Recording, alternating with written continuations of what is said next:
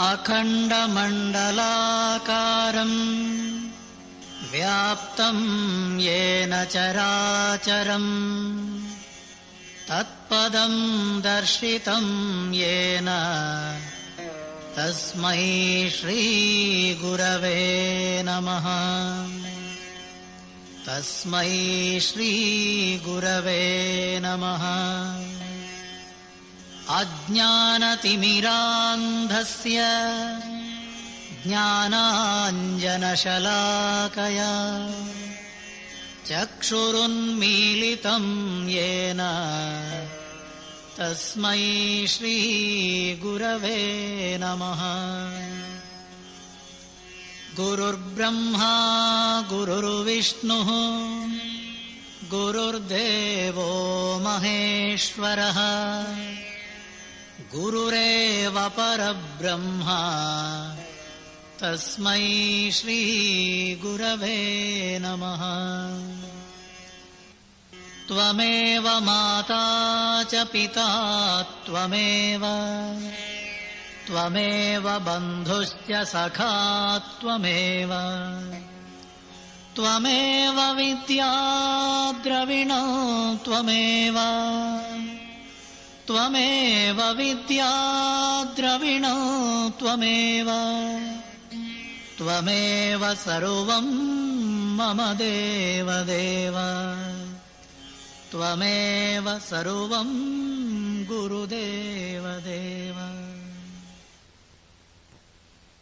यदक्षरमनाख्येयम् आनन्दमजमव्ययम् श्रीमन्निवृत्तिनाथेति ख्यातं दैवतमाश्रये। गुरुरित्याख्यया लोके साक्षाद्विद्या हि शाङ्करी जयत्याज्ञानमस्तस्यै दयार्द्रायै निरन्तरम्। सार्धं केन च कस्यार्धं शिवयो समरूपिणोः ज्ञातुं न शक्यते लग्नम् इति द्वैतच्छलान्मुहुः। अद्वैतमात्मनस्तत्त्वम् निधस्तराम् तौ वन्दे जगतामाद्यौ तयोस्तत्त्वाभिपत्तये। मूलायाग्राय मध्याय मूलमध्याग्रमूर्तये क्षीणाग्रमूलमध्याय नमः पूर्णाय शम्भवे।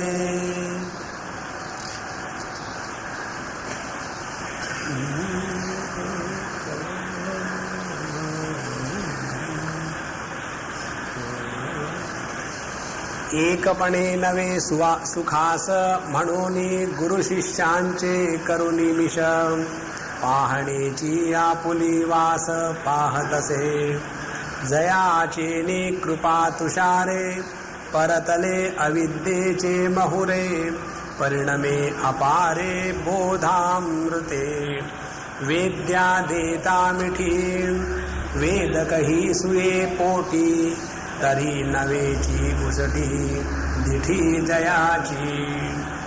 इस द्वितीय अध्याय में संत ज्ञानेश्वर महाराज अपने गुरु की वंदना कर रहे हैं और इस गुरु वंदना में जो प्रथम अध्याय में शिव शक्ति का समावेशन किया था उस समावेशन की ही बात उस समावेशन का अर्थ अपने गुरु महाराज है ऐसा बता रहे हैं।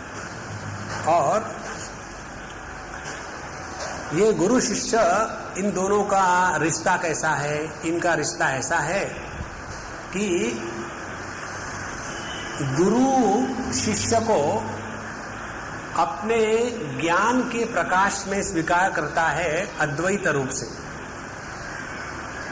गुरु के मन में ये कोई भ्रांति नहीं होती कि मेरा शिष्य सच्चिदानंद स्वरूप और मेरे ही स्वरूप का है। उसमें गुरु को कोई भ्रांति नहीं। इसीलिए गुरु का शिष्य के प्रति जो प्रेम होता है वह प्रेम अद्वैत तत्व की अनुभूति की अभिव्यक्ति है।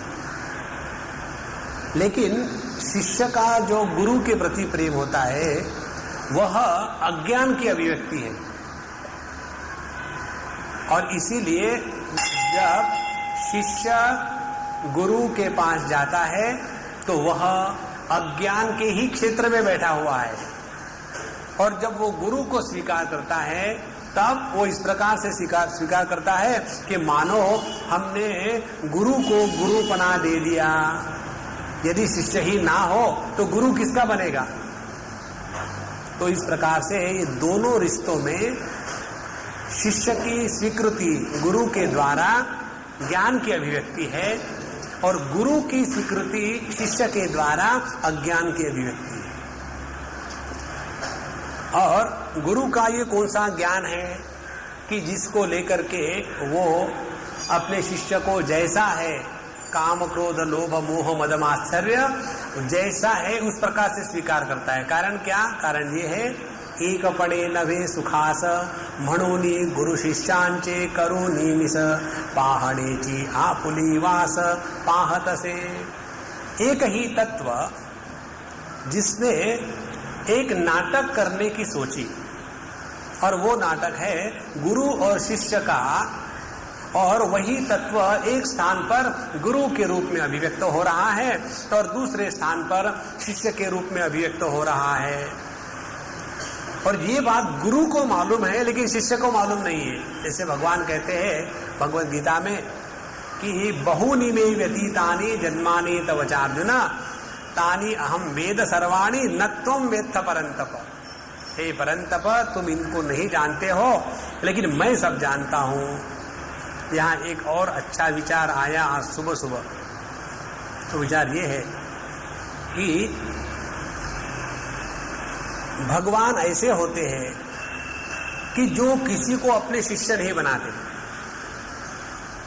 अर्जुन भले ही कहे शिष्यस्ते हम शाधिमाम त्वाम प्रपन्नम, लेकिन भगवान ने अर्जुन को भक्त के रूप में स्वीकार किया है।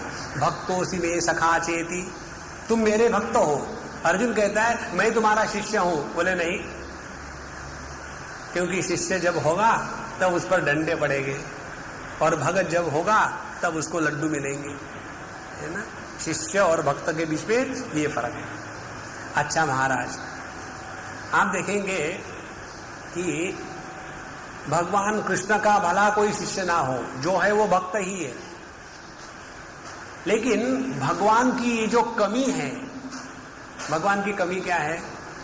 भगवान की कमी ये है कि वो भक्तों को जैसे है वैसे स्वीकार कर लेता है, और इसी के कारण भक्तों की सुधरने की कोई चांस ही नहीं है। लेकिन गुरु महाराज भगवान से बढ़कर के ऐसे है कि वो अपने शिष्य को गुरुत्व का स्थान दे देते हैं। भक्त को भगवान भक्त ही रखना चाहते हैं। क्यों? कि उनके दृष्टि से तो भक्त और भगवान में कोई फर्क नहीं है। और भक्त वो होता है कि जो कभी भी अपने आप को भगवान नहीं समझता, है ना। तो ये झगड़ा भगवान और भक्त के बीच में है। लेकिन इसमें से सबसे बढ़िया बात है गुरु की, कि जो अपने शिष्य को इस प्रकार से उठाते हैं कि वो गुरुत्व को प्राप्त हो जाता है। इसलिए जयाचे ने कृपा तुषारे परतले अविद्येचे महुरे, जिसकी कृपा वर्षा के कारण अविद्या का साम्राज्य समाप्त हुआ। और जब हम भगवान के जगत में रहते हैं, ईश्वर सृष्टि में रहते हैं, तो वहां तो अविद्या का, माया का साम्राज्य चल रहा है। तो भगवान के जगत में रहेंगे तो माया के साम्राज्य में रहेंगे, और इसी माया के साम्राज्य में जब गुरु महाराज का संपर्क हो जाता है तो ये माया के चक्कर से उठ करके हम अपने स्वरूप में स्थित हो जाते हैं। परिणामे अपारे बोधामृते, तो जो अज्ञान है उसी को ज्ञानत्व प्राप्त हो जाता है। यहाँ तक हमने पिछले बार देखा था। अब 15वीं ओई में कहते हैं, वेद्या देतामिति वेदक ही स्वे पोटी तरही न वेची उसिति दीठी जयाची।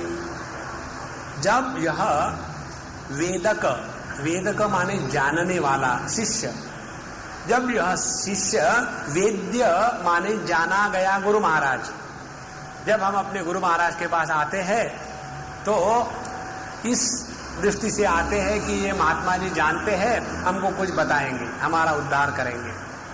तो वेदक साधक या शिष्य वेद्या देता मिठी, जब शिष्य अपने गुरु के पास जाता है और गुरु को मिठी देता है, तब क्या होता है, वेदक ही स्वे पोटी, वो शिष्य गुरु के पेट में घुस जाता है।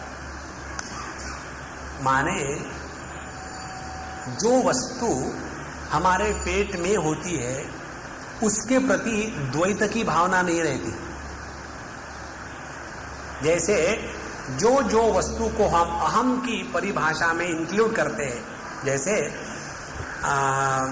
हमारे शरीर में अच्छे बुरे अनेक द्रव्य हैं, खून खराबा, गंदगी, मूत्र इत्यादि, वो जब तक हमारे शरीर में है और उनको हम मैं के रूप में स्वीकार करते हैं, तब तक उनके प्रति घृणा नहीं मन में आती। कितना भी विचार करो आप कि भगवान के सामने बैठे हैं लेकिन बड़ी जोर सी सुसु लगी है, तो उस समय में भी हमारे मन में उसको लेकर के घृणा की भावना उत्पन्न नहीं होती। क्यों? कि वो मैं हूं इस परिभाषा में इंक्लूडेड है। और जहां जो वस्तु मैं से भिन्न हो गई उसके प्रति घृणा स्वाभाविक है। जहां ये बात कहते हैं वेदक विद्या देता मिठी, जब यह साधक शिष्य गुरु के पास जाता है और मिठी देता है, माने अपने आप को समर्पित करता है। जब हम किसी को आलिंगन देते हैं तो उस आलिंगन में उसको अपने में समाते हैं। अपने में समाते हैं माने जो द्वैत की भावना है उस द्वैत की भावना का तिरस्कार करते हैं। तो वेद्या देता मिठी वेदक ही स्वे पोटी। फिर ये दो बातें हो गई, एक तो है गुरु महाराज और दूसरे है शिष्य महाराज। यदि यमुना जी आकर के प्रयागराज में गंगा जी को आलिंगन दे तो उसका नाम बनता है गंगा जी। एक बार हम वहां रुद्रप्रयाग में थे और वहां दो नदियों का बड़ा सुंदर संगम है, तो वहां हमको किसी ने पूछा था कि ये संगमों पर तीर्थ क्षेत्र क्यों बनाते। प्रश्न पूछने के लिए कोई कारण थोड़ी चाहिए, तो प्रश्न पूछा कि संगमों पर तीर्थ क्षेत्र क्यों होता है। उस समय ये विचार आया था कि देखो इधर से आ रही अलकनंदा और इधर से आ रही मंदाकिनी। अब अलकनंदा और मंदाकिनी आने के बाद दो में से एक ने निर्णय कर लिया कि भाई मैं, मेरा नाम मंदाकिनी और मेरा रूप जो नीला स्वच्छ पानी है उसका मैं त्याग कर देती हूँ, और इसके बाद अब मैं भी अलकनंदा नाम से ही पुकारी जाऊंगी। जब हमने अपने नाम रूप का त्याग किया तब आगे बढ़े, और आगे जाने के बाद इधर से आ रही अलकनंदा, उधर से आ रही भागीरथी जी। जब दोनों देवप्रयाग में आती है तो दोनों निर्णय करती है कि ऐसा क्यों कि किसी का नाम रखे, तो ऐसा करते हैं हम दोनों ही अपने नाम रूप का त्याग कर देते हैं। तो उधर से भागीरथी अपने नाम रूप का त्याग कर देती है और इधर से अलकनंदा अपने नाम रूप का त्याग करती है और नया नाम धारण करती है गंगा जी। और ये गंगा जी जब जाती है और बंगाल के समुद्र को मिलती है तब वो अपना नाम रूप वो भी त्याग कर देती है और वह समुद्र रूप बन गई। ये हमको नदियों के जीवन से मिलता है। तो ऐसा क्यों नहीं, जब गंगा जी जाकर के समुद्र को मिली तो समुद्र का नाम गंगा जी क्यों नहीं रखा। अब इसमें जरा ध्यान से सुनो। गुरु महाराज इतने बड़े हैं कि उनमें जब शिष्य समा जाएगा तो शिष्य का शिष्यपन खत्म हो गया। और इसीलिए यहां बताते हैं वेद कही सुए पोटी, जब शिष्य गुरु के प्रति अपने को समर्पित करने को जाता है तब उसका जो अलगाव है वो समाप्त हो जाता है। देखो, आप लोगों ने पढ़ी होगी हमारे साईं बाबा की पोथी, उसमें पहले 2-4 अध्याय में आता है कि 20-25 साल तक साईं बाबा जहाँ सोते थे तो 3 लोग सोते थे, 3 या 4, और वो साथ सोते थे और सबके पैर इकट्ठे हो जाते थे और एक का सर उधर, एक का उधर, एक का उधर, एक का उधर, इस प्रकार से। और फिर रात कर वो बात करेंगे, ये करेंगे। उसमें मुख्य भावना यही है कि हम अपने अहंकार को, जो एक शरीर को लेकर के हम बैठे हुए हैं, क्या उसका तिरस्कार कर सकते हैं गुरु के सामने? यदि हम अपने गुरु के सामने अपने शरीर का संपूर्ण तिरस्कार कर सकते हैं, तब कहीं जाकर के धीरे धीरे हमारा देहाध्यास खत्म हो रहा है। अब आप सभी लोग तो बड़े भक्त हैं, बड़े ज्ञानी हो, अपने गोंदवलेकर महाराज की जीवनी सबको मालूम है। उनके गुरु ने उनकी कैसी परीक्षा ली थी। जब तक के उस देहाध्यास को पूरा नहीं मिटाया तब तक के आगे नहीं जा सकते। और यही आप बात बताते हैं कि जहां शिष्य ने जाकर के गुरु के प्रति अपने आप को संपूर्ण समर्पित कर दिया तो उसका नतीजा ये निकलता है कि उसका स्वयं का व्यक्तित्व समाप्त हो जाता है। अच्छा, जब शिष्य का स्वयं का व्यक्तित्व समाप्त हो गया तो क्या होगा? तरी नवेची उसीटी दीठी जयाची। उसके बाद जरा ध्यान से सुनना, जब गंगा जी में छोटी छोटी नदियां आकर के मिलती है तो उन छोटी नदियों को पवित्रता का स्थान प्राप्त हो जाता है। गंगा जी अपवित्र नहीं होती। गंगा जी को प्यूरिफिकेशन का तो पैसे कमाने का धंधा है। गंगा जी को कौन क्या प्योर करेगा? तो गंगा जी में अपवित्र वस्तु डालने के बाद उस अपवित्र वस्तु को पवित्रता आ जाती है। उसी प्रकार से शिष्य के परिच्छिन्न दृष्टि को जब गुरु महाराज के दृष्टि के सामने समर्पित किया जाता है तो इस शिष्य की जो परिच्छिन्न दृष्टि है कि मैं पापी, मैं पापात्मा, मैं छोटा, मैं परिच्छिन्न, ये दृष्टि खत्म हो गई। और उसके बाद जो वस्तु गुरु महाराज को जिस प्रकार से दिखती थी उसी प्रकार की दृष्टि अब शिष्य को प्राप्त हो गई। माने शिष्य का शिष्यपन खत्म हो गया, और जहां शिष्य का शिष्यपन खत्म हो गया वहां से गुरु महाराज अपना कार्य करना प्रारंभ कर देते हैं और उसी शिष्य को फिर गुरुत्व की पदवी प्राप्त हो जाती है। देखो, इसीलिए तरी नवेची उसीटी दिठी दयाची। जैसे गंगा जी में दूसरी नदी आने के बाद गंगा जी झूठी नहीं होती, उसी प्रकार से शुद्ध चैतन्य ज्ञान स्वरूप गुरु महाराज में अज्ञान रूपी शिष्य को मिलने के बाद उनमें उनकी दृष्टि में झूठापन नहीं आता। दृष्टि में झूठापन आना माने परायेपन की भावना बनी रहना।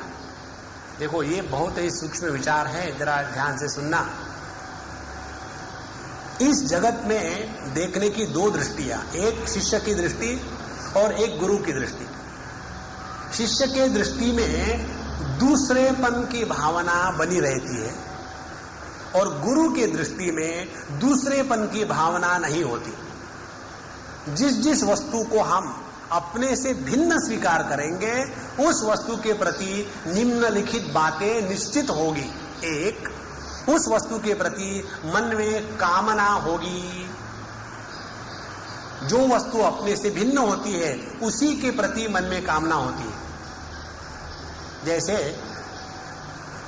यदि हमारे पास ये पुस्तक रखी है तो ये पुस्तक मुझे मिलनी चाहिए, पता नहीं स्वामी जी कौन से पुस्तक से पढ़ाते हैं, कहीं दिखती भी मिलती भी नहीं, क्योंकि ये पुस्तक मेरे से भिन्न है। अब दूसरी बात, ये हमारा जो शरीर, इस शरीर को लेकर के हमारे मन में ये दूसरी वस्तु है, ये भावना नहीं है। इसीलिए हमको इस शरीर की इच्छा नहीं होती, इस शरीर के लिए भरी इच्छा हो, इस शरीर की इच्छा नहीं होती। कारण इस शरीर में आत्म भाव है। जो जो वस्तु आत्म भाव में स्वीकृत होती है, उस वस्तु के प्रति कभी भी इच्छा नहीं होती। दूसरी बात, जिस वस्तु के प्रति इच्छा होती है वो अपने से भिन्न है, और जिस वस्तु को हम चाहते हैं उस वस्तु की प्राप्ति होने के बाद भी डर बना रहता है, कहीं वो वस्तु खो न जावे। क्यों? कि वो मेरे से भिन्न है। तो एक इच्छा का उद्गम वस्तु को, किसी को अपने से भिन्न समझने में, इसीलिए जीव के हृदय में कामना और गुरु के हृदय में कामना नहीं। कारण क्या? उनके दृष्टि से कोई भी चीज अपने से पराई नहीं है। जहां परायेपन का भाव समाप्त हो गया, इच्छा समाप्त हो गई। जहां इच्छा नहीं है वहां डर नहीं है कि कोई चीज खो जाएगी, उसको बचा के रखना चाहिए, पता नहीं बिगड़ जाएगी। तो एक तो हो गई इच्छा शिष्य की दृष्टि से, दूसरा हो गया डर। तीसरी बात, जहां इच्छा और डर होगा वहां शांति कभी भी नहीं हो सकती।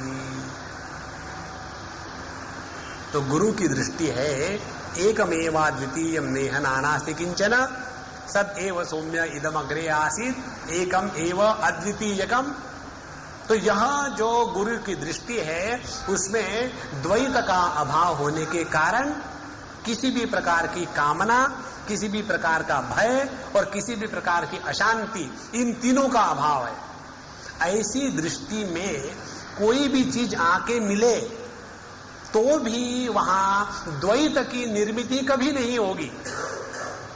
जैसे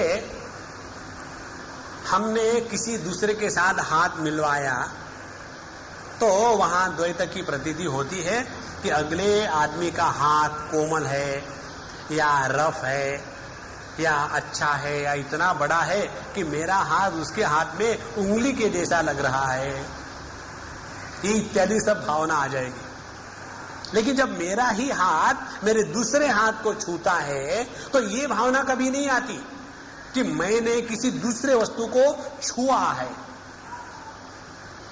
यही बात गुरु की दृष्टि है कि जब शिष्य गुरु के प्रति समर्पित हो करके उनसे एक हो जाता है तो गुरु के दृष्टि में शिष्य के दृष्टि का जो झूठापन है, परायेपन की भावना, कामना और भय और अशांति, यह गुरु में कभी भी निर्माण नहीं होते। बल्कि यह शिष्य जो पहले इस प्रकार से दृष्टि से देखता था कि जगत भिन्न है, उसके प्रति कामना होती है, उसके प्रति डर है और उसके कारण मन में अशांति है, यह शिष्य की दृष्टि उल्टी हो गई।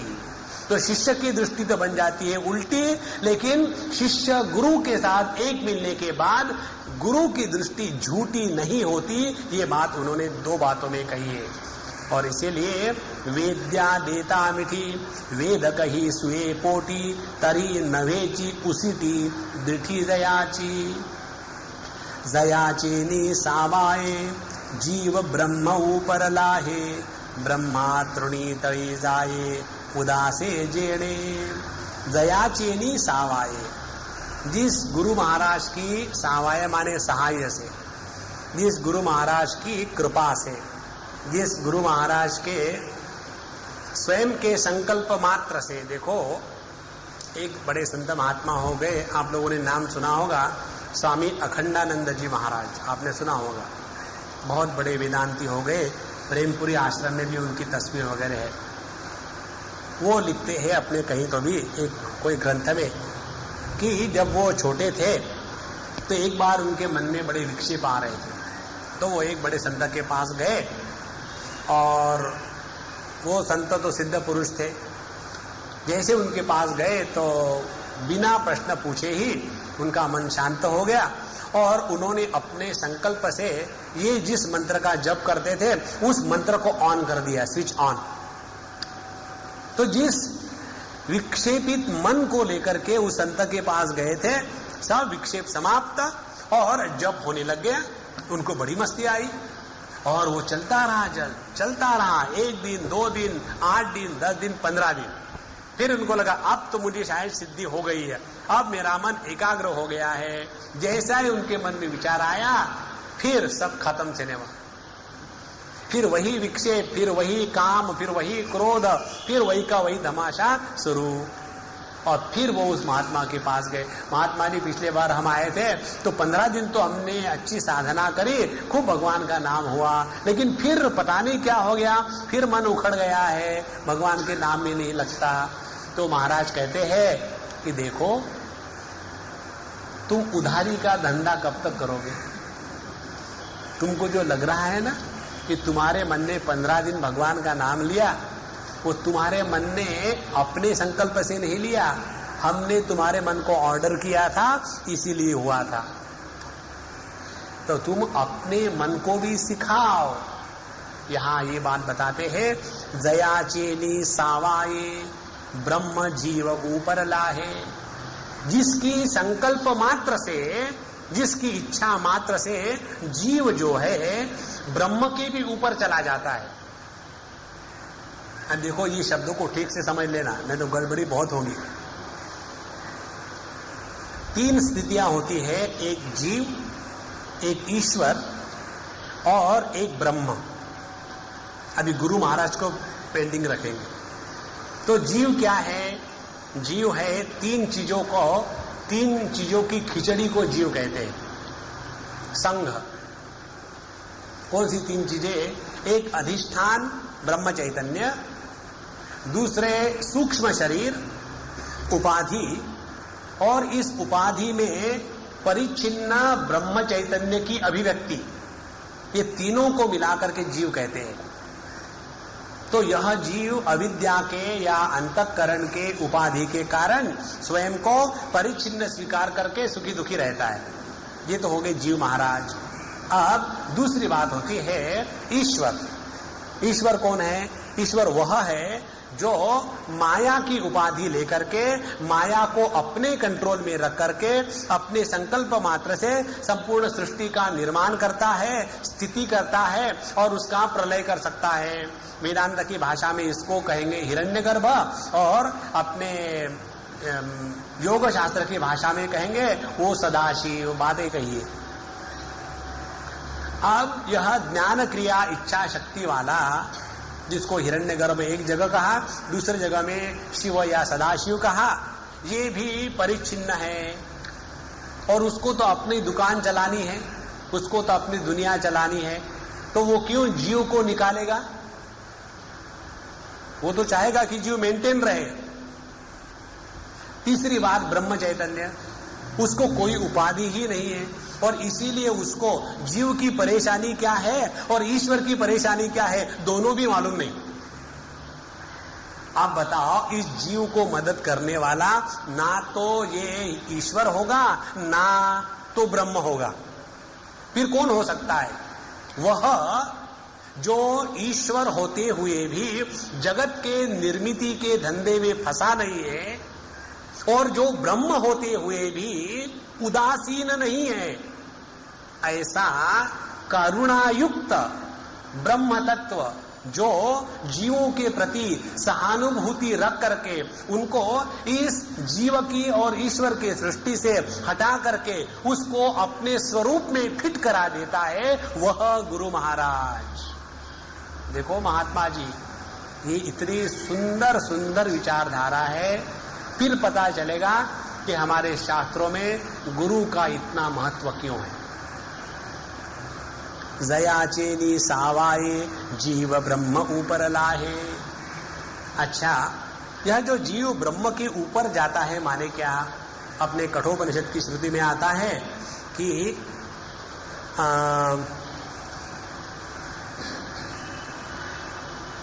अव्यक्तात् पुरुष परहा पुरुषान्न परम किंचित सा काष्ठा सा परागति।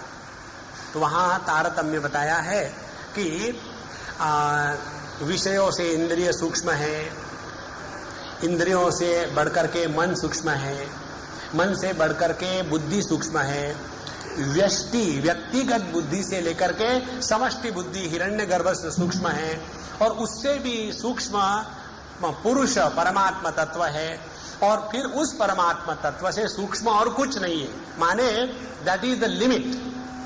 तो यहां बताते हैं जयाचेनी सावाए जीव ब्रह्म ऊपर लाए, माने इस जीव को अपने स्वरूप का दर्शन केवल गुरु महाराज ही करा देते हैं।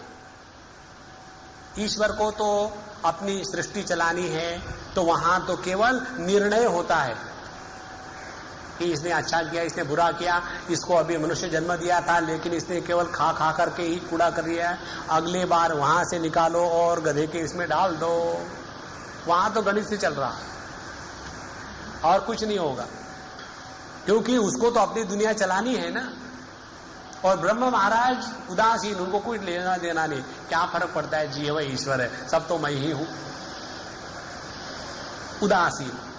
तो केवल गुरु महाराज ही हमारे जीवन में आते हैं, जया चेनी सावाये जीव ब्रह्म ऊपर लाए, और ब्रह्मा तृणा तड़ी जाए उदासे जेणे। और यदि गुरु महाराज की कृपा न हो, गुरु महाराज यदि उदास हो जावे, देखो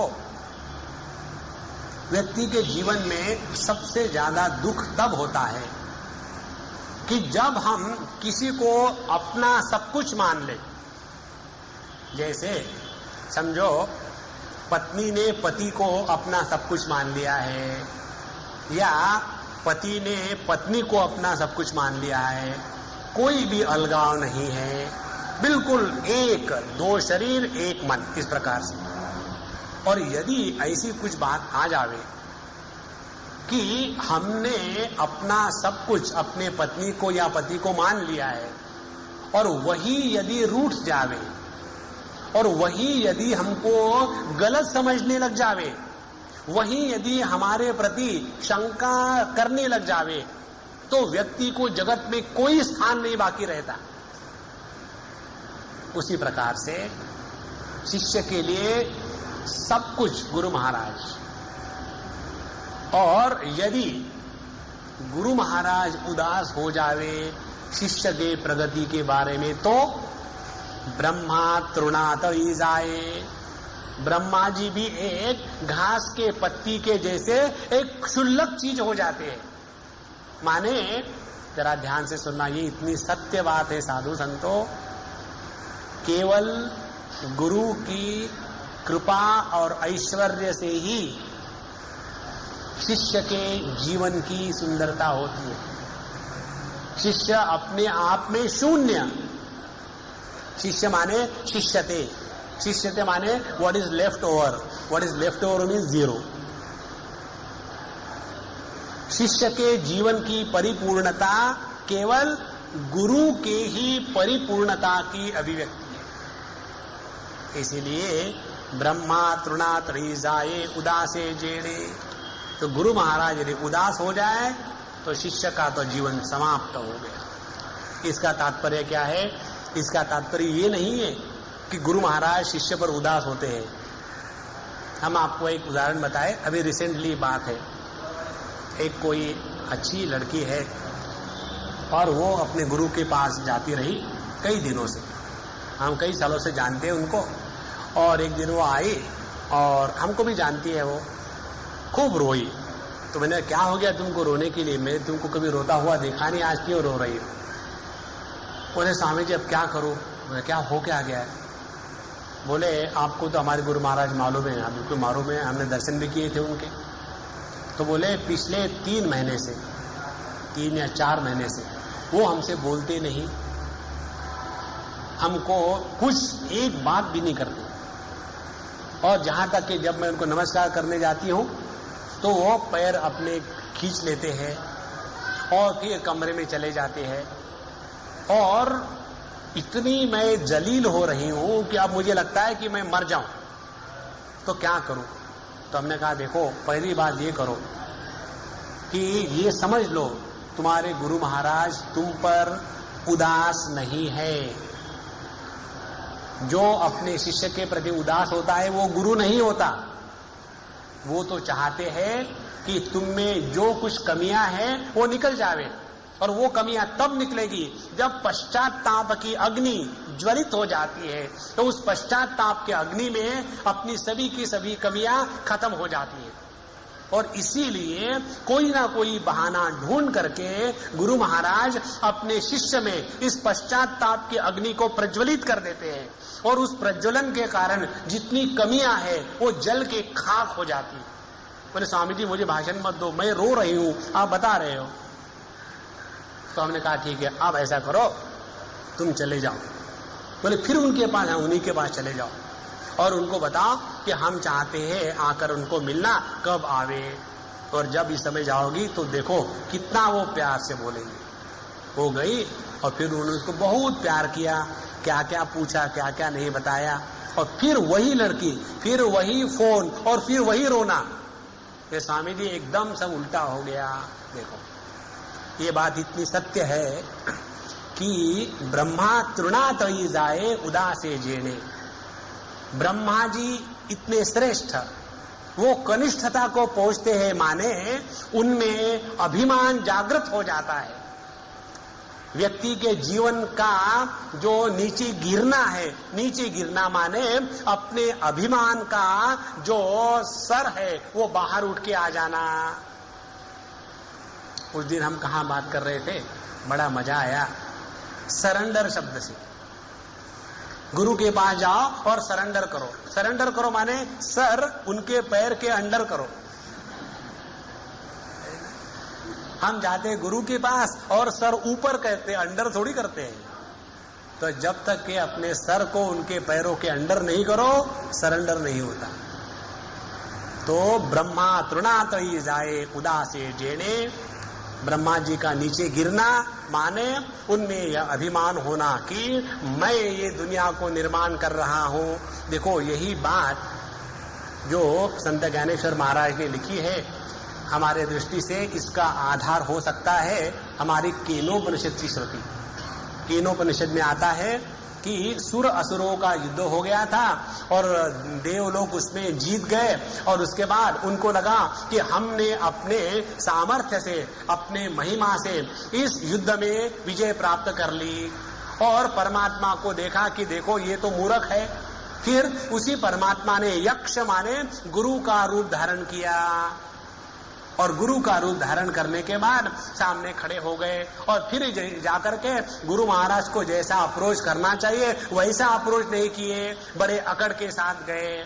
जहां अकड़ के साथ गए तो वही गुरु महाराज ने उनके सामने तृण माने तृणम निदधौ, एक घास की पत्ती दे दी, जरा इसको जला के दिखाओ।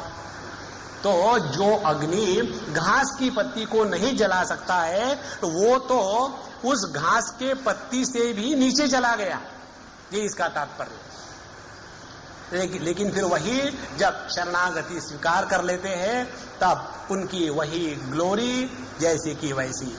इसलिए ब्रह्मा तृणातयी जाए उदासे जेड़े, उपास्ति वेरहि रावतयाम उपाय फली येति मोडोनियाम वरवंडले जयाचिया अनज्ञा का। इस ओवी के दो प्रकार के अर्थ निकलते हैं। पहला देखेंगे हम, उपास्ति वेरहि रावतया उपाय फली येति मोडोनिया। उपाय माने अपनी साधना। हम लोगों ने देखे 4 उपाय है। कौन से 4 उपाय है? पहला है अनुपाय, फिर दूसरा है शांभवोपाय, तीसरा है शाक्तोपाय और चौथा है आणवोपाय।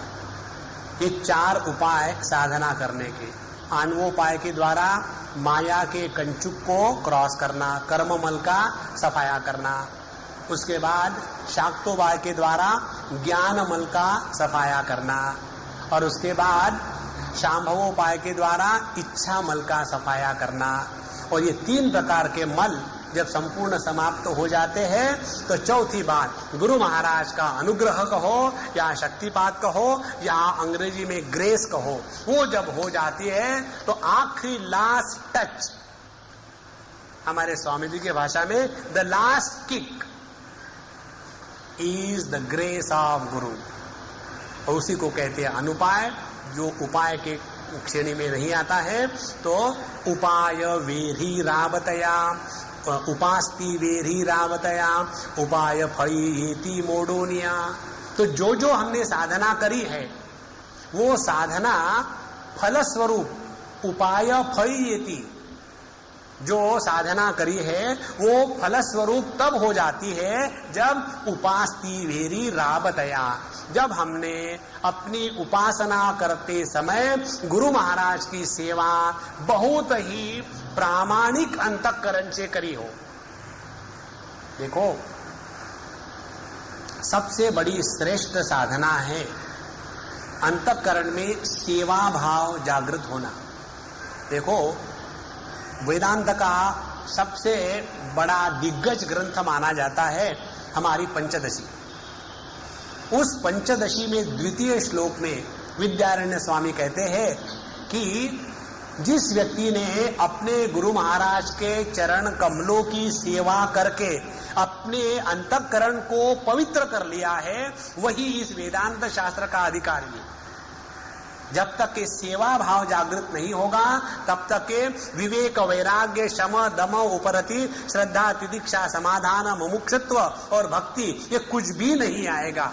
और लेकिन एक सेवा भाव जागृत हो जाए तो उसमें विवेक भी आ जाता है, वैराग्य भी आ जाता है, समाधि षडक संपत्ति भी आ जाती है, मुमुक्षुत्व भी आ जाता है और भक्ति भी आ जाती है। इसीलिए सबसे बड़ी साधना ये है कि अपने हृदय में सेवा भाव जागृत हो गए। सेवा करना ये तब होता है कि जब हम किसी को दूसरे को अपने से भिन्न समझते हैं, तब सेवा करनी पड़ती है। सेवा करने में जब आनंद की अनुभूति होने लग जाती है तब उस सेवा का स्तर और बढ़ गया है। और तीसरी बात, जब सेवा करते समय मैं सेवा कर रहा हूं ये भावना भी नहीं छूती, वो स्वभाव बन जाता है। तो यह जो इसको उन्होंने शब्द का प्रयोग किया रावतया, तो उपास्ति वेरी रावतया, जब हम अपनी उपासना करते समय गुरु सेवा का ही व्रत लेकर के उपासना करें। जरा ध्यान से सुनना संतो, गुरु सेवा माने क्या? जिसके द्वारा गुरु प्रसन्न होवे वह गुरु सेवा। एक सरल सरल गणित, उस पर कुछ विचार करने की जरूरी नहीं है। भागवतकार द्वितीय अध्याय में प्रथम स्कंद के कहते हैं कि सुअनुष्ठितस्य धर्मस्य, यदि हमने अपने जीवन को योग्य प्रकार के धर्म के अनुसार चलाया है तो उसका प्रयोजन क्या है? हरितोषणम, बाकी कुछ नहीं। यदि हमने जो कार्य किया है, जो कुछ कर रहे हैं, उसके द्वारा भगवान प्रसन्न होते कि नहीं होते, यदि भगवान प्रसन्न हो रहे हैं तब हम अपने जीवन को धर्ममय चला रहे हैं, अन्यथा हमने अधर्म का साथ लिया है।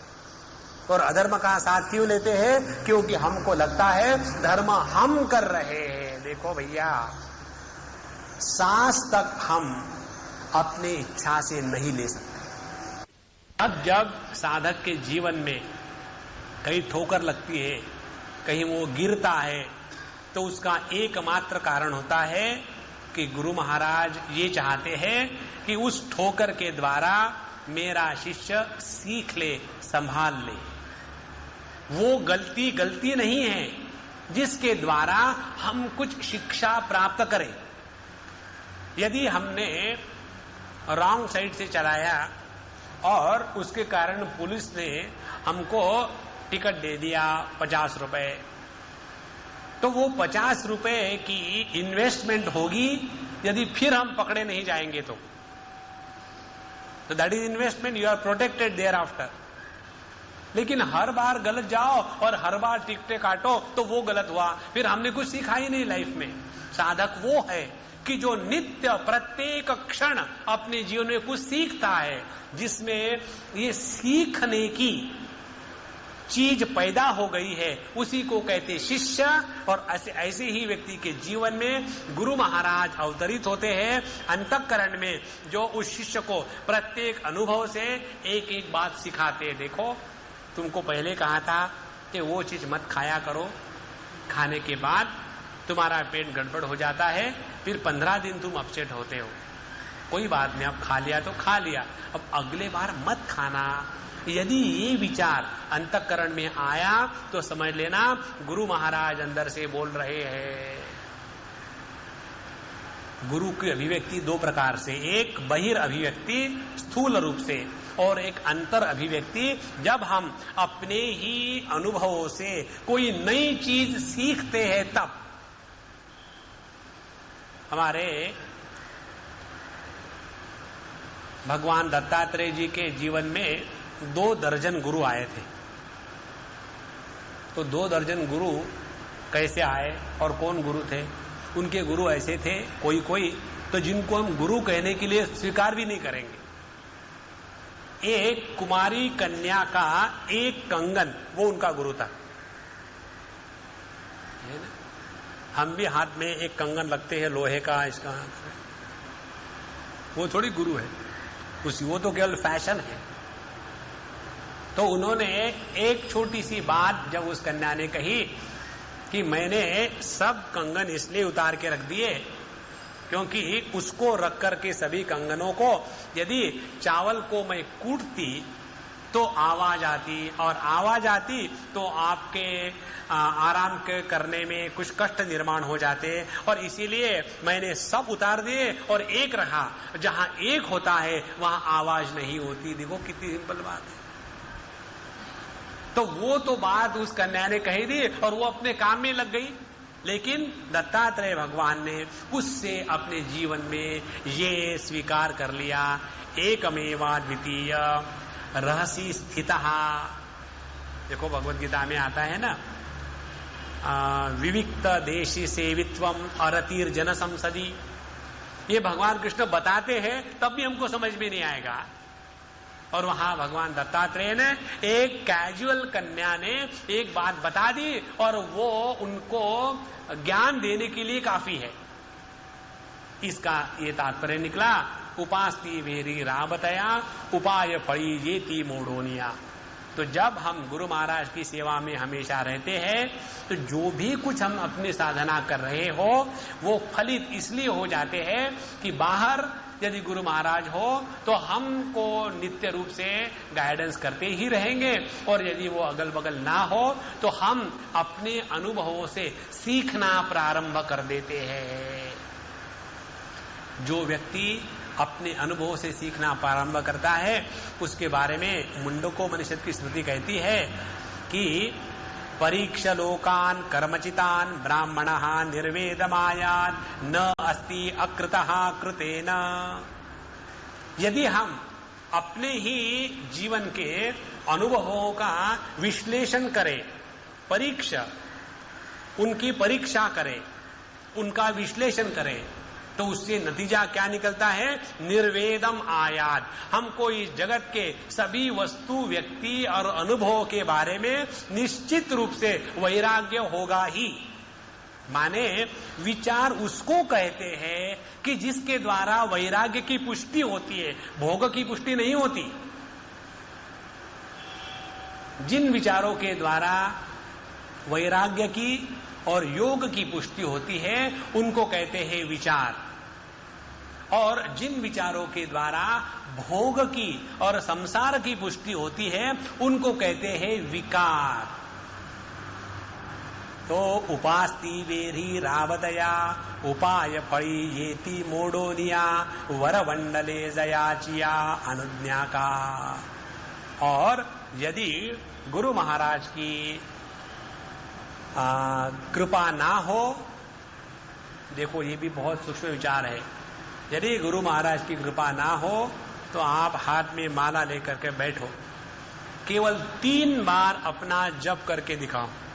3 माला नहीं, 3 बार हरि ओम हरि ओम हरि ओम। इन तीनों के बीच में 1 करोड़ दुनिया भर के विचार आके चले जाएंगे।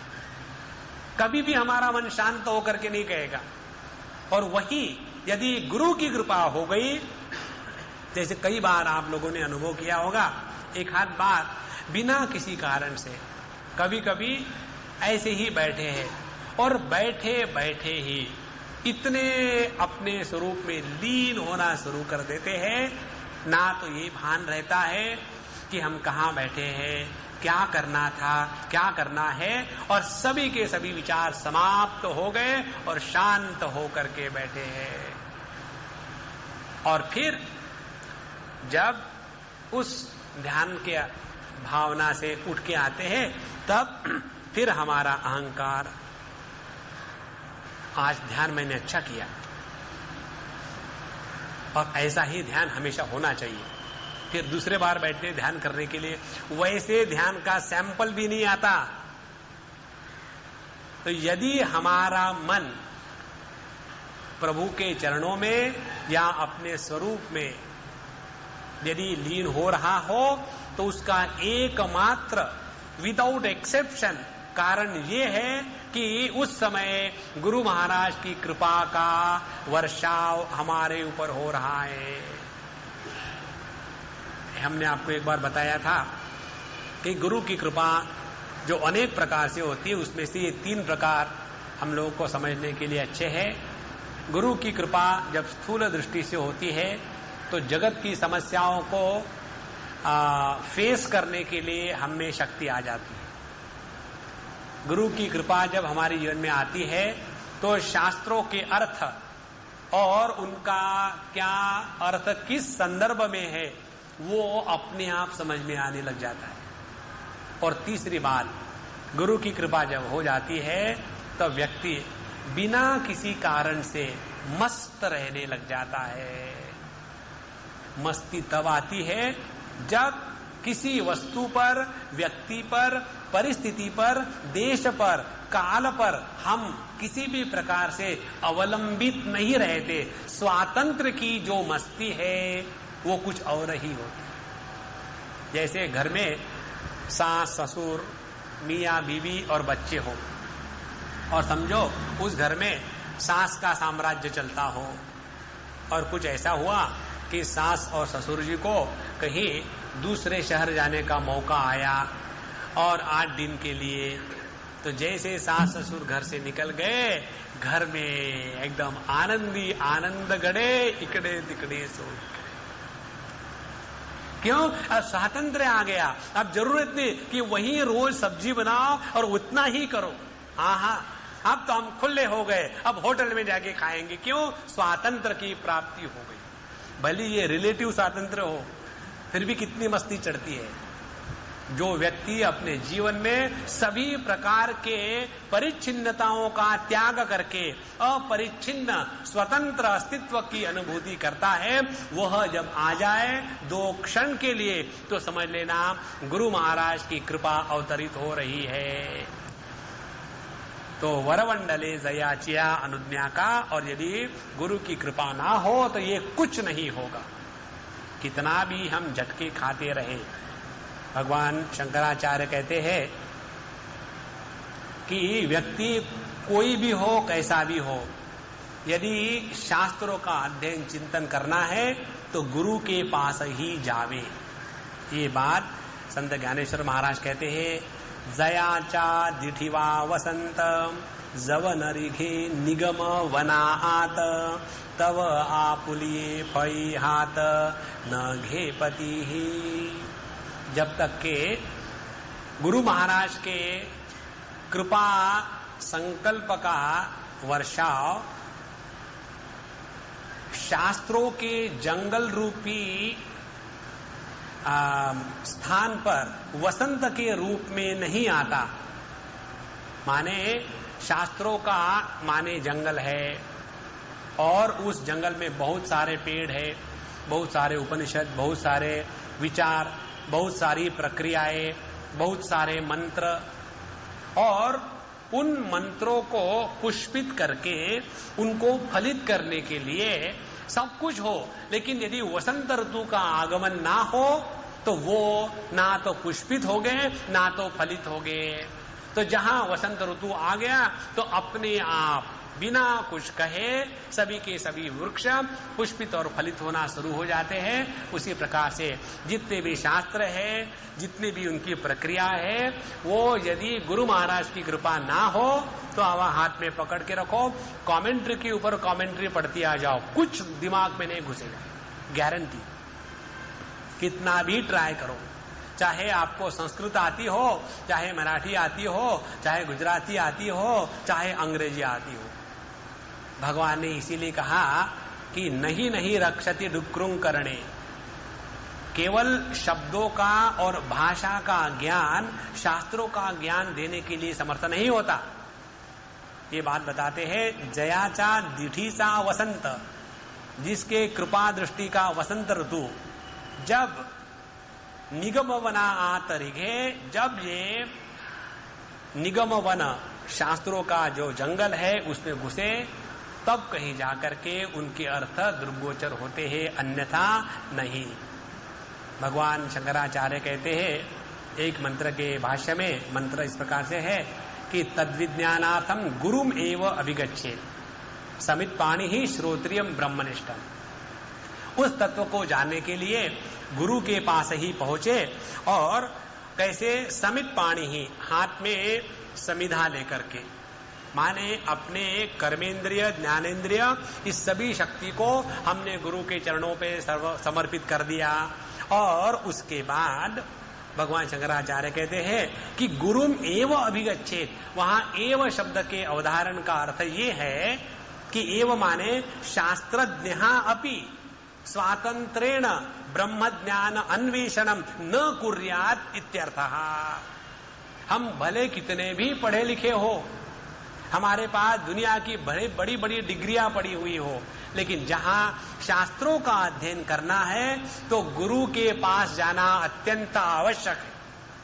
और हम बताएं अब बात आपको, ये बात बताते गुरु ही है। तो कई बार ऐसे लगता है कि ये गुरु महात्मा लोग अपने अपने बिजनेस को मेंटेन करने के लिए शायद ये करते होंगे, जैसे डॉक्टर लोग है ना। डॉक्टर लोग कहेंगे जैसे आप करो कि आप अपने ब्लड टेस्ट इस लेबोरेटरी में करवाओ, लेकिन हमारे बगल में है, see I don't accept any blood test unless you do from this laboratory. वहां से जाकर के एक्सरे निकालो। हमारे घर में एक्सरे मशीन है, तुम्हारे घर में एक्सरे का कारखाना हो, उसी डॉक्टर से करवाओ। क्यों? कि वहां कट प्रैक्टिस चलती है। उसी प्रकार से ये गुरु महाराज भी बड़े गुरु होते हैं। जब तक के गुरु के पास नहीं जाओगे तब तक के शास्त्रों का ज्ञान समझ भी नहीं आएगा। इस प्रकार से कहा करके एक गुरु लोग बड़े गुरु है, अपनी पोजीशन पक्की करवाते हैं। देखो ये बात स्पष्ट समझ लो, गुरु में जो निडरपना होता है, निडरपना माने फियरलेसनेस, वो होने का एक ही कारण है कि उनको किसी से कुछ नहीं चाहिए होता। ये तो हम शिष्य लोग हैं जो जाकर के उनके चरणों में क्या क्या लूट मचा के आ जाते हैं, हम उनको क्या देंगे। ये तो ऐसा ही है कि हम गए समुद्र के किनारे और वहां जाने के बाद कन्याकुमारी में तीनों समुद्र का मिलन है, और फिर हम उसी समुद्र का जल हाथ में लिया, ओम भूर्भुस्वाहा तत्सवितुर्वरेण्यं भर्गो देवस्य धीमहि धियो यो न प्रचोदयात्, और उसी का जल उसको अर्पण किया और कहते हमने अर्घ्य दिया है ना। तो हम क्या देंगे किसको? एक बार ये बात समझ में आ जाए। देखो व्यक्ति को जीवन में सबसे बड़ी परेशानी होती है एक चीज की, और वो है मैं। और इस मैं को हटाने का एकमात्र उपाय है गुरु के प्रति संपूर्ण शरणागति। उपास्ते वेरी राबतया उपाय फड़ेति मोडोनिया वरवंडले दयाचिया अनन्या का। और जहां हमने अपने जीवन में गुरु को योग्य स्थान पर रख करके उनकी आज्ञा के अनुसार अपने जीवन को चलावे, तो ये बात इतनी पक्की है कि वो हमको ऐसा स्थान दे देते हैं कि जिसकी हम कल्पना कहीं सपने में भी नहीं कर सकते। देखो, एक कहानी हमारे स्वामी जी बताते थे।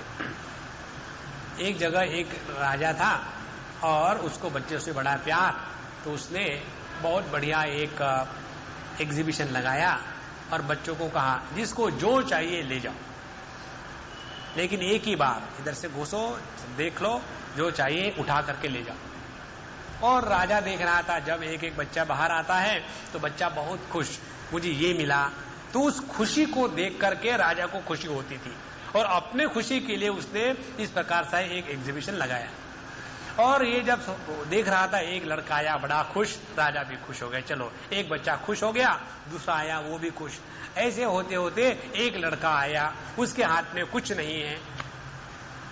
तब राजा को लगा कि ये बच्चे अपने हाथ में कुछ नहीं लाया, क्या बात है।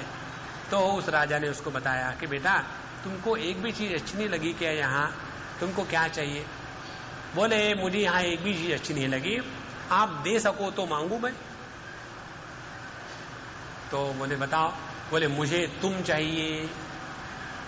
जिसने राजा को स्वयं मांग लिया, उसने दुनिया के सभी एग्जीबिशन मांग लिए। और इसीलिए यहां बताते हैं, जिस व्यक्ति ने अपने व्यक्तित्व को गुरु के चरणों में समर्पित कर दिया, उसके बाद क्या चाहिए ये जहां उन्होंने पूछा कि अपन को तो भैया कुछ नहीं चाहिए, जो आपकी मर्जी है वही ठीक है, हमको क्या समझ में आता है कि हमारे लिए क्या ठीक है। जहां हम जाकर के भगवान के सामने, गुरु के सामने मांगते हैं कि मुझे ये अमुक अमुक चीज चाहिए, तो हम ये जताते हैं भगवान को, भगवान आपको तो समझ में नहीं आता, इसीलिए हम बता देवे और इसीलिए मांग लेते हैं। यदि हमारा समर्पण संपूर्ण है तो भगवान जैसे आपकी इच्छा है उसी प्रकार से होवे, जो आप कहे वही हमारे लिए ठीक है। तो वरवंडले जयाचिया अनुज्ञा का जेठी सा वसंत जवन ऋगे निगम वना आत तव आपुने पड़ी हाथ न घेपति। जब तक के गुरु महाराज की कृपा नहीं होती, शास्त्रों की इंट्रिकसीज प्रक्रियाएं हैं वो समझ में नहीं आती। और शास्त्रों की प्रक्रियाएं कितनी सिंपल है, देखो। शुद्ध तत्व एक, उसी शुद्ध तत्व में मस्ती आती है, उस मस्ती को कहते हैं चैतन्य का उत्थान या स्फुरण। उस चैतन्य में अहम और इदम वृत्ति का झूठ मूठ का द्वैत निर्माण होता है और इस इदम वृत्ति का आगे जाकर के फिर द्वंद्व में निर्माण हो जाता है और यहां दुनिया प्रारंभ हो गई। तो साधना क्या करनी है? द्वंद्व से निकले, द्वैत में आए, द्वैत में आने के बाद साक्षी भाव जागृत करे और इदम वृत्ति के प्रभाव में न आवे। इदम वृत्ति के प्रभाव का क्षेत्र हमने क्रॉस कर लिया तो अहम वृत्ति धीरे धीरे शांत होने लग जाएगी। जहां अहम वृत्ति शांत हो गई, वहां हम अपने शुद्ध चैतन्य में जाके बैठे। और इस अहम वृत्ति को शांत करने का सबसे बढ़िया तरीका यह है, अपने गुरु के सामने अपने आप को समर्पित कर। पुढ़े दृष्टि चेनी आलगे, खोची की निवटी मागे, ये वड्या जैताने के आपण पेजो। ऐसा शिष्य जब गुरु महाराज के पुढ़े आता है, सामने आता है, तो फिर क्या होता है? दृष्टि चेनी पुढ़े। ऐसा संपूर्ण समर्पण किया हुआ शिष्य जहां गुरु के सामने आ गया तो अलगे, अलगे माने जो भाला होता है उसके टोक को कहते अलग।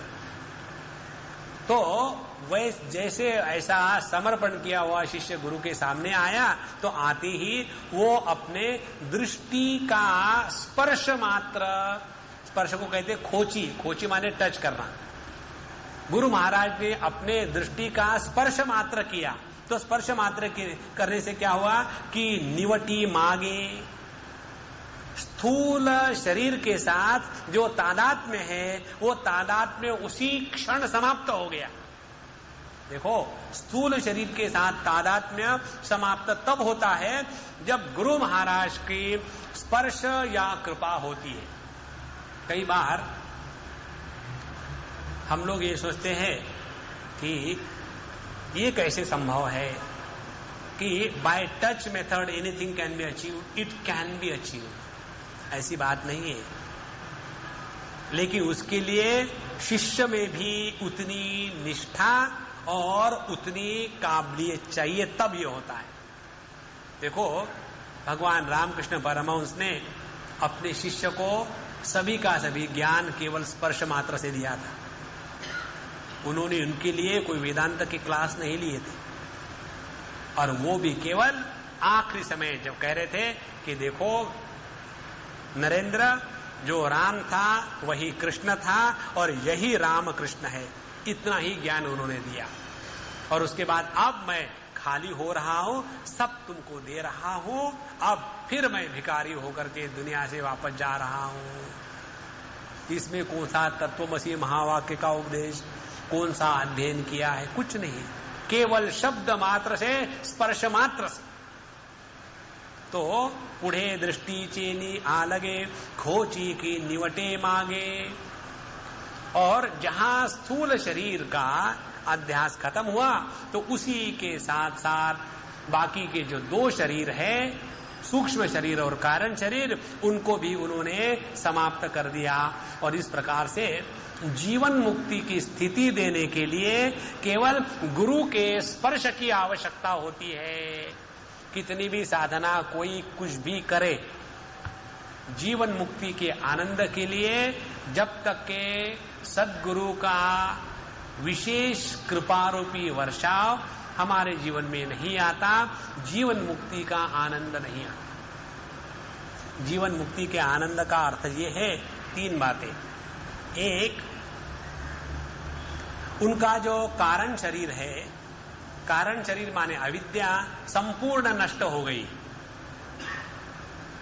सूक्ष्म शरीर जहां दुनिया भर के संस्कार, काम, क्रोध इत्यादि के रहते हैं और उसके कारण जो कर्तृत्वाभिमान निर्माण होकर के मैं पापी, मैं पुण्यात्मा इत्यादि जो व्यक्तित्व निर्माण करने में सामग्री इकट्ठी होती है, वह व्यक्तित्व समाप्त हो जाता है। और इसीलिए उनका सूक्ष्म देह जैसे भुने हुए चने के जैसा हो जाता है। यह पंचदशी में विचार आता है कि जैसे चने उनको भूनो तो उनकी जो न्यूट्रिटिव वैल्यू है वो ज्यों की त्यों रहती है, उसमें कोई खराबी नहीं होती। लेकिन भुने हुए चनों को जमीन में बो तो उसमें से पेट नहीं निकलता। उसी प्रकार से जीवन मुक्त पुरुष का जो सूक्ष्म शरीर है वो ऐसा रहता है कि जिसके द्वारा वो जगत के सभी व्यापार करते हैं, लेकिन उस व्यापार के द्वारा फिर दूसरे शरीर को निर्माण करने के जो अंकुर है वो अंकुरित होना खत्म हो जाता है। ये है जीवन मुक्ति के सूक्ष्म शरीर की स्थिति, और ये गुरु के प्रसाद से ही होती है, अपने प्रयत्न से नहीं हो। और तीसरी बात, यह जीवन मुक्त का जो स्थूल शरीर है, यह सर्वसाधारण व्यक्ति के शरीर के जैसा ही इसका नाश हो जाता है। फिर चाहे वह शरीर किसी ने आकर के उसको मार डाले तो खत्म हो जाएगा, कहीं एक्सीडेंट में खत्म हो जाएगा तो खत्म हो जाएगा, पानी में डूब गया तो खत्म होगा, जमीन में गाड़ दिया तो खत्म होगा। तो स्थूल शरीर की जैसा प्रारब्ध होगा उस प्रकार से उस शरीर का अंत होगा। उसमें जीवन मुक्त और अज्ञानी इन दोनों के शरीर में कोई फर्क नहीं।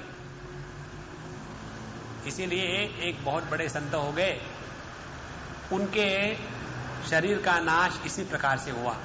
उनको सब मालूम था, सर्वज्ञ थे वो। तो उनका एक पागल शिष्य था और वो कहता था कि बाबा जी बताइए, आप जाने के बाद हमारा क्या होगा? बोले कोई बात नहीं, तू मेरे साथ ही आएगा, तेरे को मैं पीछे छोड़ के नहीं जाऊंगा। और फिर उसी व्यक्ति ने सत्संग चलते समय उनका खून किया, देखो। और खून होने के बाद बाकी लोग क्या देखते रहेंगे उसको? उसी दाव से लोगों ने उसको मारा। तो इतने बड़े जीवन मुक्त पुरुष, उनका खून कैसे हुआ? ये तो प्रश्न ऐसा ही है। इतने बड़े भगवान कृष्ण, एक छोटा सा बाण क्या लगा उनके पैर में और कैसा चले गए शरीर छोड़ करके। तो यह जो जीवन मुक्ति का आनंद देने के लिए गुरु महाराज है, इतना सब वो करते हैं शिष्य के लिए, फिर भी ये वड़ा जयता न घे आपण पे जो। और फिर भी वो कभी क्लेम नहीं करते कि मेरे शिष्य को मैंने मुक्ति दिलवाई है। क्यों? कि असली गुरु वो होता है कि जो शिष्य को अपने से भिन्न कभी भी स्वीकार नहीं करता। किसी के ऊपर उपकार करने की बात तब आती है कि जब द्वैत की भावना हो। यदि हमारे यहाँ गाल को खुजली आ रही है तो हमारे हाथ में ये भावना नहीं आएगी, देखो हम नीचे बैठे हुए थे, ऊपर जाकर के खुजलाया। क्यों? हमने अब उपकार करना निश्चय कर लिया है। नहीं, ये स्वाभाविक है। और इसीलिए ये वड्या जयता, इतनी बड़ी विजय उन्होंने प्राप्त करी कि एक शिष्य को जीवन मुक्ति का आनंद देकर के गुरु की पदवी पर चढ़ा दिया है। फिर भी जो किसी चीज को क्लेम नहीं करते कि मैंने ये किया है या मेरे द्वारा मेरे शिष्य का उद्धार हुआ है। देखो, असली गुरु अपने आप को कभी भी गुरु नहीं कहलवाते। हमारे तुकाराम महाराज के कौन शिष्य थे बताओ, उन्होंने कहे हुए? कोई नहीं। लेकिन आज उन्हीं को जगत गुरु कहते हैं। यदि हम इस चीज को समझ ले कि अपने जीवन में चाहे शास्त्रों का अध्ययन हो, चाहे अपने शरीर का अध्यास नष्ट होना हो, चाहे अपने जीवन की समस्याओं को समाप्त करना हो, चाहे हमको जीवन मुक्ति का आनंद लेना हो, ये सभी की सभी बातें, इसमें हमारा स्वयं का प्रयत्न एक मर्यादा तक काम आता है। उसके बाद जब तक के गुरु की कृपा नहीं होगी, और वह गुरु की कृपा, उसी को शक्तिपात कहो या अनुग्रह कहो, शब्दों का फर्क है, तत्व वही है। और ऐसे ये गुरु महाराज लघुत्वाचेनी मुदले बैसला गुरुत्वाचे सेले नासूनी नाथले सदैव जो। लघुत्वाचेनी मुदले, मुद्दल माने कैपिटल इन्वेस्टमेंट। गुरु महाराज की कैपिटल इन्वेस्टमेंट क्या थी? लघुत्व। लघुत्व माने जो अपने आप को कभी बड़े नहीं समझते। वो अपने आप को बड़े क्यों नहीं समझते? इसलिए कि वो बड़े होते हैं। जब कोई अपने आप को 30 मार का समझने लगे, भगवान ने इस प्रकार का शब्द का प्रयोग भगवत गीता में किया है। भगवान अर्जुन को कहते हैं प्रज्ञावादांश भाषसे, तुम ज्ञानी के जैसी बात कर रहे हो। माने तुम हो तो अज्ञानी, लेकिन बातें ज्ञानी की जैसे कर रहे हो।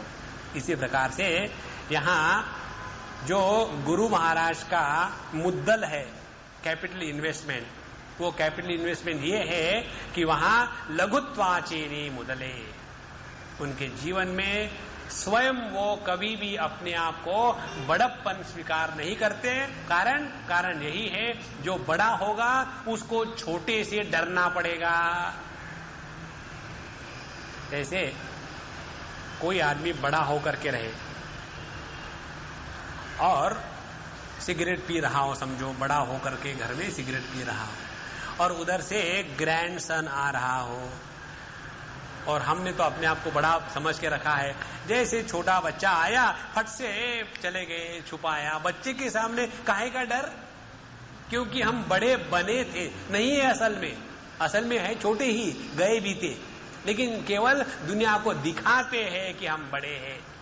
जब बड़प्पन में दिखावा होता है तब छोटों से डर लगता है। जब बड़प्पन स्वाभाविक होता है तो फिर वो पानी को समुद्र की लहर के रूप में रखो या एक दव बिंदु के रूप में रखो, दोनों ही स्थिति में पानी ज्यों का त्यों है, क्योंकि पानी में बड़प्पन नहीं है, असलियत है बड़ा होने की। गुरु लघुत्वाचेनी मुदले बैसला गुरुत्वाचे से ले। और इसीलिए साधु संतों का बड़प्पन, उनका बड़ा न होना, यही उनका बड़प्पन है। अब देखो, साधु संतों को हम लोग कहते हैं महाराज आइए। एक तो होता है राजा और एक होता है महाराजा। राजा वो होता है कि जो स्वयं डिक्लेयर करता कि मैं यहां का राजा हूं, और महाराजा वो होता है कि जिसको पब्लिक कहती है कि आप महाराज आइए, और उनके पास क्या होता है, फटी लंगोटी भी ठीक से नहीं होती और फिर भी उनको महाराज कहते हैं। तो यही गुरु महाराज की विशेषता है, लघुत्वाचे ने मुदले बैसला गुरुत्वाचे से ले। और नासूनी नाथले सदैव जो, और उनकी विशेषता क्या है, उन्होंने जो नहीं है उसको नष्ट करके बड़प्पन लिया है। गुरु ने शिष्य के अज्ञान का नाश किया। अज्ञान क्या है? जो कुछ था ही नहीं उसी को उन्होंने हटा दिया। और ये बात गुरु को ठीक से मालूम है कि यह शिष्य जो अभी अपने आप को गया बीता अज्ञानी सुखी दुखी समझता है, असल में ये ही परमात्मा ही है, उसमें कोई शंका नहीं। तो जिस शिष्य को जो स्वयं परमात्मा स्वरूप है, उसको अपने परमात्मा तत्व की प्राप्ति करवा दी गुरु ने। माने क्या किया? कुछ नहीं किया। तो गुरु के दृष्टि से तो उनको मालूम है कि मैंने शिष्य का कोई भला नहीं किया। क्यों? कि वो तो स्वयं परमात्मा स्वरूप है ही, मैंने क्या दिया किसी को। और इसीलिए उनको अपने शिष्य का उद्धार करने के कारण अभिमान नहीं होता। और इसीलिए यहां बताते हैं नासूनी नाथिले, जो अज्ञान नहीं था उसी का नाश करके उस शिष्य को इतना बड़ा बना दिया। तो जो बड़ा है उसको बड़ा कहना, उसमें कहेगा अभिमान। और इसीलिए गुरु के पास अभिमान कभी फटकता नहीं। लघुत्वाचे ने मुदले बैसला गुरुत्वाचे से ले, ना सुनी ना थले सदैव जो। इसका दूसरे प्रकार से भी अर्थ हो सकता है, लघुत्वाचे नी मुदले। गुरु महाराज ने अपने गुरुत्व का बिजनेस कैसा शुरू कर दिया। उन्होंने अपने गुरुत्व का बिजनेस शुरू कर दिया। अपने शिष्य के जो छोटेपन की भावना है, यदि कोई शिष्य जाकर के गुरु महाराज ना कहे तो वो कैसे गुरु बनेंगे। तो गुरु को गुरु होने के लिए जो कैपिटल इन्वेस्टमेंट है वो है शिष्य का छोटेपन स्वीकार करना। तो लघुत्वाचेनी मुदले, तो शिष्य के छोटेपन का मुद्दल लिया और उसके गुरुत्वाचे सेले, सेले माने टॉप, और ऊपर जाकर के गुरु जी के रूप से बैठ गया बैसला गुरुत्वाचे सेले। और ये सब वो नाटक कर रहा है कि मैं गुरु हूं और मैं तुमको उपदेश करूंगा, लेकिन उनके अंतःकरण में ये बात स्पष्ट है कि मैं नासूनी नाथले। जैसे काट्याच्या आणीवर वसले 3 गाव, 2 वसाड 1 वसेच ना, उसी प्रकार से ये बात उनको स्पष्ट मालूम है कि इस शिष्य को मैं कुछ नहीं देने वाला, और इसीलिए गुरु को डर नहीं लगता। लेकिन शिष्य को डर लगता है। क्यों? कि गुरु ने कुछ मांग लिया तो। हमारे साईं बाबा की पोथी में आता है, जब भी उनको कोई मिलने को जाता था वो कहते थे दक्षिणा निकालो 5 रुपए। कभी भी उनको मिलने के लिए कोई भी जाए तो वो पैसा मांगते थे। तो लोग डरते थे, बाबा के दर्शन के लिए नहीं जा रहे, नहीं सुबह मैंने कर लिया तो दूसरे बार क्या करना है। क्यों? कि वो फिर दक्षिणा मांगेंगे। तो शिष्य को तो लगता है कि हमसे कुछ छीना जा रहा है और इसीलिए वो डरता है गुरु से। और सबसे बड़ी चीज क्या छीनी जाती है शिष्य से? उसका अहंकार, उसका व्यक्तित्व। और जो व्यक्ति अपने व्यक्तित्व का बलिदान करने के लिए तैयार नहीं है, वो कभी भी गुरु के पास निडर होकर के नहीं जाएगा। उसके मन में हमेशा यही डर बना रहेगा कि कहीं गुरु महाराज डांट न दे सबके सामने। तो डांटने से क्या होगा? क्या होगा? आपको जब डांट पड़ेगी तब पता चलेगा। स्वामी जी को जब डांटना होता था ना, वो कभी अकेले में नहीं डांटते, कभी नहीं। अकेले में बड़े प्रेम से बात करेंगे, और जब डांटना होता है, जब देखेंगे अब माहौल ठीक हो गया है, और फिर सबके सामने ऐसी सुनवाते थे कि अपने को अहंकार है क्या, इसकी भी कल्पना नहीं कर सकता आदमी। और इसीलिए जो स्वामी जी से डरते थे, उस डर का एक ही कारण है, और वो माने अपने अहंकार पर चोट आती है। गुरु से आदर होना चाहिए, डर नहीं होना चाहिए। डर जब होता है तो व्यक्ति अपने व्यक्तित्व को समर्पण करने के लिए तैयार नहीं, इसीलिए डर होता है। लघुत्वाचे ने मुदले बैसला गुरुत्वाचे सेले ना सुनी ना थिले सदैव जो। इस प्रकार से गुरु महाराज अपने स्वरूप में नित्य स्थित है, और उस दृष्टि से जब देखते हैं कि मैं शिष्य को जो मदद कर रहा हूं, ये तो कुछ है ही नहीं, वो स्वयं ही सच्चिदानंद स्वरूप है। और नाही ते जई बुड़ी जे तई घनवटे जेने तरिजे जेने तरलिया ही नुरिजे कवनिया ठाई। और शिष्य की स्थिति क्या थी? नाही ते जई बुड़ी जे, न होने वाले पानी में शिष्य महाराज डुबकियां खा रहे थे। और गुरु महाराज कैसे हैं? इतने सॉलिड है और फिर भी वो डूब नहीं रहे थे। और उन्होंने ऐसे जेने तरीजे, उन्होंने ऐसे डूबते हुए शिष्य को, जो शिष्य न रहते हुए पानी में डूब रहा था, उसको तरा लिया और जेने तर लिया ही। और ऐसे शिष्य को जब उसमें से डूबते हुए बचाया और जब बाहर निकाला तो क्या हुआ? नुरी जे कवनिया ही ठाई, और शिष्य ही गायब हो गया। शिष्य ही गायब हो गया माने शिष्य को अपने स्वरूप का ज्ञान हो गया। उसमें अब वो परिच्छिन्नता की भावना कि मैं सुखी हूं, मैं दुखी हूं, और मैं इस संसार सागर में गोते खा रहा हूं, ये सब का सब हमेशा के लिए खत्म हो गया। नाही दे जय पुरिजे तई घनवटे जेने तरिजे जेने दर लिया ही नुरजे कवनिया ठाई।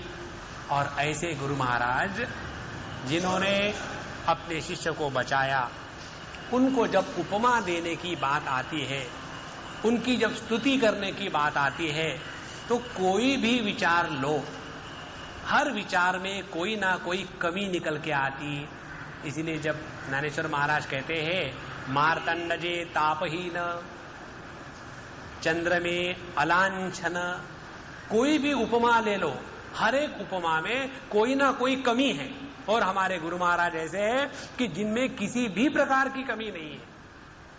तो ऐसे गुरु की स्तुति अगले 4-6 श्लोकों में करते हैं, और उसमें इन्होंने गुरु महाराज को जो कहा है, जिस प्रकार से वर्णन किया है, उस वर्णन में तत्व का प्रतिपादन इतना अप्रतिम है कि इतना अप्रतिम तत्व का प्रतिपादन किसी भी ग्रंथ में आज तक नहीं हुआ। संत ज्ञानेश्वर की जो शैली है गुरु के माध्यम से तत्व के पास पहुंचाने की, ऐसी सुंदर है कि आप ना चाहो तो भी स्वरूप में स्थित हो जाए। ओम पूर्णमदः पूर्णमिदं पूर्णात् पूर्णमुदच्यते पूर्णस्य पूर्णमादाय पूर्णमेवावशिष्यते। ओम शांति शांति शांति।